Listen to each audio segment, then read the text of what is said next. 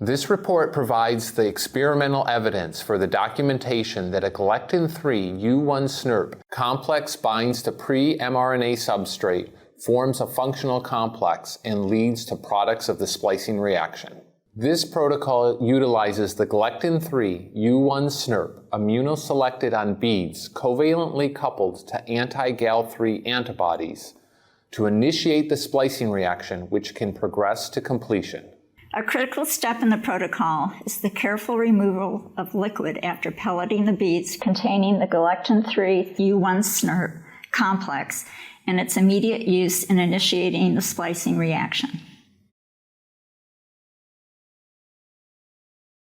To deplete U1 snRNPs from the nuclear extract, incubate 200 microliters of nuclear extract with 100 microliters of anti-U1 beads. Add 5 microliters of RNasin to the mixture and rotate the microtube head over tail at 4 degrees Celsius for 1 hour.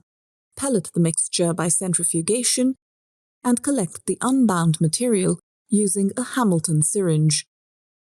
Dialyze the entire volume of U1 depleted nuclear extract along with a separate 50 microliter aliquot of the original non-depleted nuclear extract in separate compartments of a microdialyzer, with stirring for 75 minutes against 60% buffer D at 4 degrees Celsius. Use a dialysis membrane with an 8K molecular weight cutoff. Immediately after dialysis, divide the preparations into 20 microliter aliquots.